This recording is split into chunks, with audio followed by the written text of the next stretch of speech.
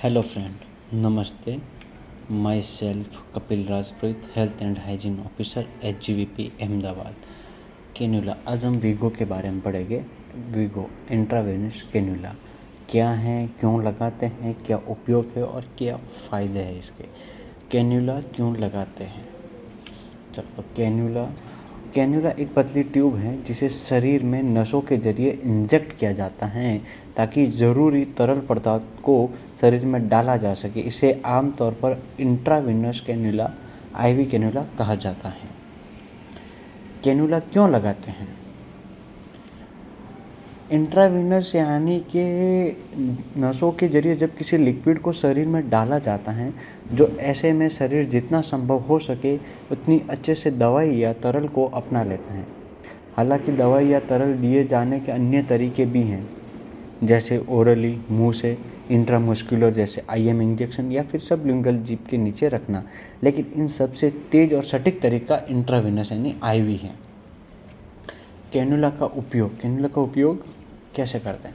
तो कैन्यूला का उपयोग क्यों होता है कि उसमें रेड ब्लड सेल, मतलब अपने शरीर में खून, ब्लड या फिर ब्लड के प्रोडक्ट जैसे प्लाज्मा, प्लेटलेट वो है चढ़ाना, या फिर IV फ्लूइड चढ़ाना, या फिर कोई इंजेक्शन, एंटीबायोटिक वगैरह देना से शरीर में ज़रूरी तरल पदार्थ और इंजेक्ट करना। ऐसे रोगी जिनके शरीर में गंभीर रूप से पानी की कमी, डिहाइड्रेट हैं, उन्हें इंट्रावेनस रिहाइड्रेट की आवश्यकता होती है।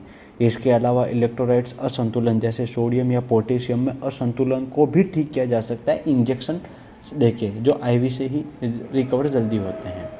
कैन्यूला के फ़ायदे, तो कैन्यूला का फ़ायदा है कि प्रोसीजर के दौरान तरल सीधे रक्त प्रवाह में प्रवेश करता है, मतलब दवाई सीधी ब्लड के अंदर मिक्स हो जाती है, इससे दवाई को अपना लेता है। यही वजह है कि तत्काल रूप से प्रभाव शुरू कर देता है। उन मरीजों के लिए भी बेहतरीन तरीका है जिनके मुंह या अन्य तरीक़ों से दवाई लेने में दिक्कत आती है। इसके अलावा इंट्रावेनस के जरिए रोगियों को पर्याप्त मात्रा में दवाई पहुंचाने में मदद मिलती है। कुछ दवाओं को अन्य तरीक़ों से अवशोषित नहीं किया जा सकता है, ऐसी दवाओं को इंट्रावेनस के जरिए दिया जा सकता है। एक बार जब कैन्यूलेशन का प्रयोग किया जाता है तो इसके बाद में मरीज़ को बार बार सुई से चुभने वाले जो दर्द है वो झेलने की ज़रूरत नहीं होती, क्योंकि कैन्यूलेशन हाथ में कई दिनों तक लगा रहता है। कैन्यूला का प्रयोग कहाँ नहीं करना चाहिए?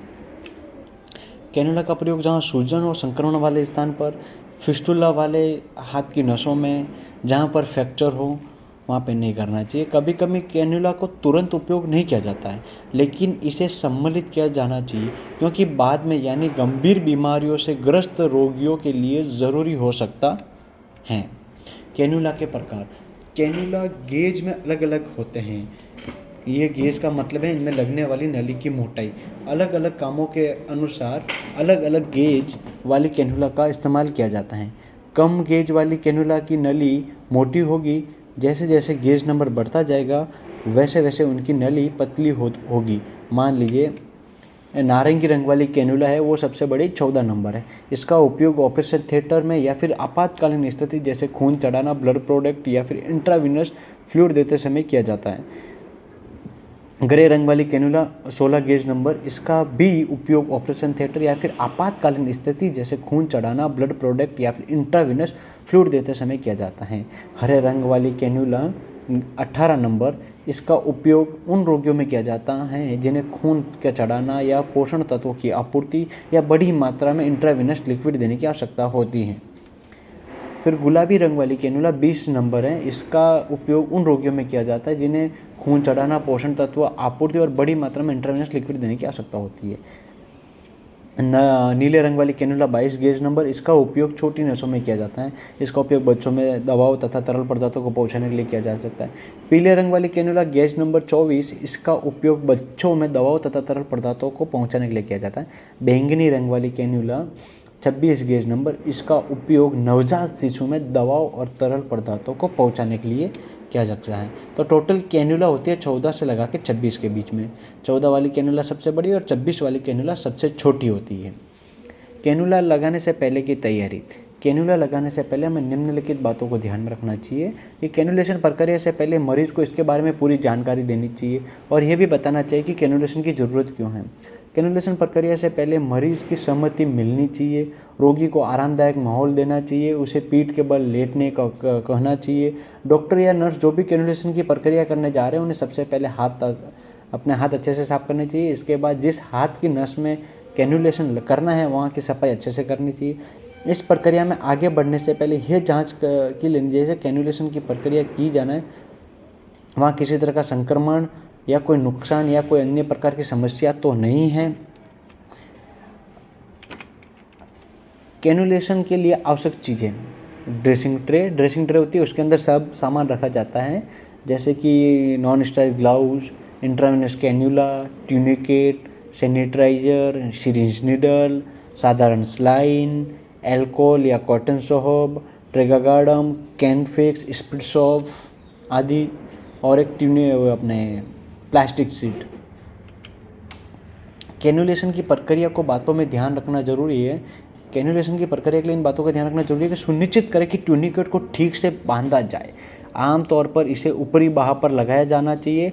ट्यूनिकेट को उचित मात्रा में टाइट होना चाहिए ताकि दबाव इतना बन जाए कि नस आसानी से उभर कर दिखने लगे, लेकिन इस दौरान ये ध्यान रखना चाहिए कि धमनी को नुकसान ना पहुँचे।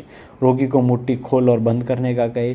सुनिश्चित करें कि हाथ दिल के स्तर से नीचे ही होना चाहिए।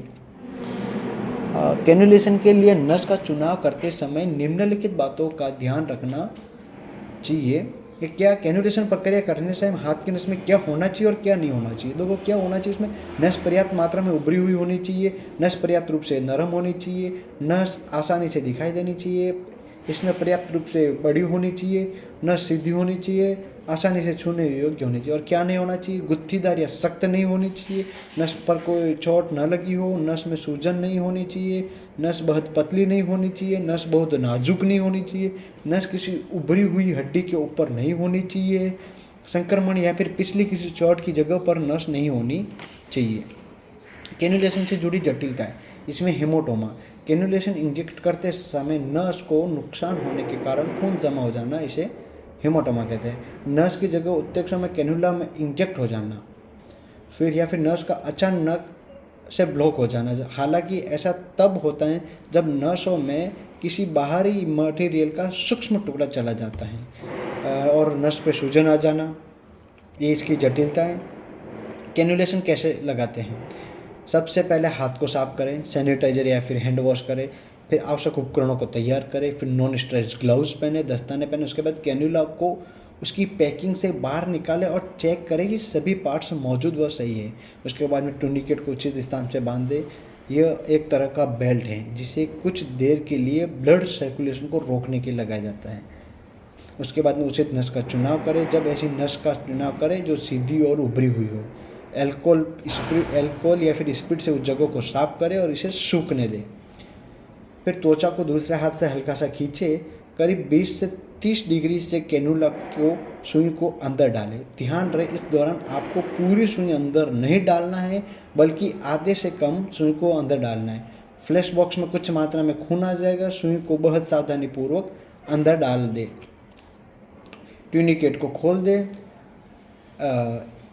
कैनुला के अंदर लगी सुई को पूरी तरह से बाहर निकाल दें। कैनुलेशन पर टेपिंग कर दें, मतलब कैनफिक्स या ट्रेगागार्डम चिपका दे, फिर नॉर्मल स्लाइन से पुश कर दें और वो लगा दें, कैप लगा दें। धन्यवाद। इस तरह से आपका कैनुलेशन पूरा हो गया। ये अपना कैनुलेशन का थ्योरिकल पार्ट था। प्रैक्टिकल का मैं वीडियो बहुत जल्द बना के यूट्यूब पर डाल दूँगा, तो इसके लिए आप वो प्रैक्टिकल वीडियो पूरा देखने के लिए चैनल को सब्सक्राइब करके रखें। बहुत ही जल्द आपको लिंक मिल जाएगा। ओके, जय हिंद, धन्यवाद।